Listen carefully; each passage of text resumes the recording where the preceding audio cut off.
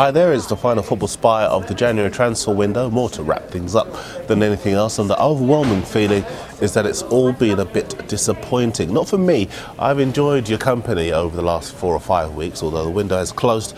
I've got some extra bits of transfer news for you because we're hearing that the Spurs striker Roman Pavlyuchenko is still hoping to secure a move to the Russian club Lokomotiv Moscow. The window stays open over in Russia until mid-May when the country season begins, and although Robbie Keane's managed to escape Spurs to get some regular first team football at Celtic, Pav is stuck and he wants out, so we'll keep you informed as to how things go. Lokomotiv, they've bid £9.6 million for him, but Spurs want much more than that, so there really is some way to go before he gets his escape route. Now, other bits of late transfer news for you. Portsmouth hoping to tie up the signing of the Portuguese former Spurs defender Ricardo Rocha. He's out of contract and he clearly hasn't read the papers, otherwise he'd know that he might be waiting quite some time for his wages at Fratton Park. Sunderland are also waiting for some paperwork to secure the signing of the Manchester City striker Benjani. They remain confident that they'll be able to sign the Zimbabwean, a few work permit issues there. Now, we mentioned Robbie Keane earlier, and great scenes at Celtic Park last night as Keane kicked Spurs, well aware that the arrival of Ida Gudjohnsen meant that he would be staying on the bench at White Hart Lane regardless of what Harry Redknapp has been saying. I think with Robbie Keane in the side, possibly the best signing of the transfer window for me, Celtic are nailed on to win the Scottish Premier League. Now, bear in mind that if you want a full rundown of the transfer news so far and any late breaking news, then visit the Mirror Football website. Our chief football writer Martin Lipton has done a great piece as to why he believes that so little money has been spent. I think around 70% of all deals this month have been loan deals.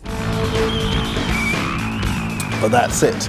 The least amount of money ever spent in a January transfer window, 70%, as I say, all loan deals. The biggest deal so far, £12 million for the Fulham defender Chris Smalling by Manchester United, and that means that the winner of our competition to win the boots, and they're right here, is Multipolo 123. He correctly guessed on Friday that January the 29th that Smalling would be the most expensive signing of the transfer window.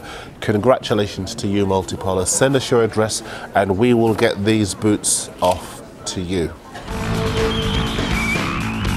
Now, just time to read some of the many messages that you've been sending us here at Spy, and lots of you being very nice to us. Don't know why, but Dane on our email says the best show on the web. Thanks for all of your updates, you're very kind. PB12 says thanks to all the Spy team. What are you going to do now that the window's over? Well, we're going to have a good rest, that's what we're going to do. Alex on our email says many thanks for all of your shows. I don't know how you get the time to do it, but they're very much appreciated. Thank you very much indeed. On YouTube, to Attitude Error, we hope we've answered your question about Benjani. Ayo Gazy is very nice to us. He says, hope you enjoy your break like we enjoyed your show. I think this is the best thing that has happened on YouTube. Praise indeed. Thank you very much indeed for that. Spencer Mike says, gonna miss a show. Maybe you could have something once a week with the football results. We'll see what we can do. We'll have a little think about what to do now that the window's closed. And I'll do just one more because Abbas says here, we love the show because of your unbiased views on the latest news. The best to you and the team, and we can't wait for the summer edition of Football Spy. Well, neither can we, because that's when we're back, and we are hoping, I can tell you, to be broadcasting live from the World Cup. The plans are in motion to be based in South Africa for all the games throughout the World Cup, so make sure you join us then. In the meantime, thanks for watching from all of us here at Spy, and we'll see you next time.